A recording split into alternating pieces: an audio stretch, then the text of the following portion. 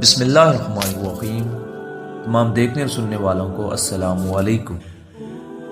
آج صحیح بخاری کی حدیث نمبر 34 آپ سب دوستوں کے ساتھ شیئر کرنے کے لیے حاضر ہوئے ہیں۔ رسول پاک صلی اللہ علیہ وآلہ وسلم نے فرمایا، 4 عادتیں جس شخص میں بھی ہوں تو وہ خالص منافق ہے، اور جس کسی میں ان چاروں میں سے ایک بھی ہو تو وہ اس نفاق میں آتا ہے، اور جب تک اسے نہ چھوڑے گا وہ اس نفاق سے بری نہیں ہو سکتا۔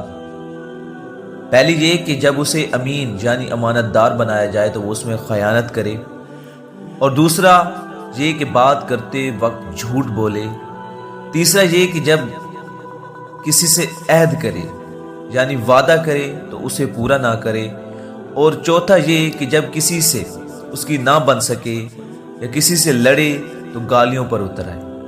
اللہ تعالیٰ ہمیں ان 4 عادتوں سے محفوظ رکھے۔ ملتے ہیں اپنے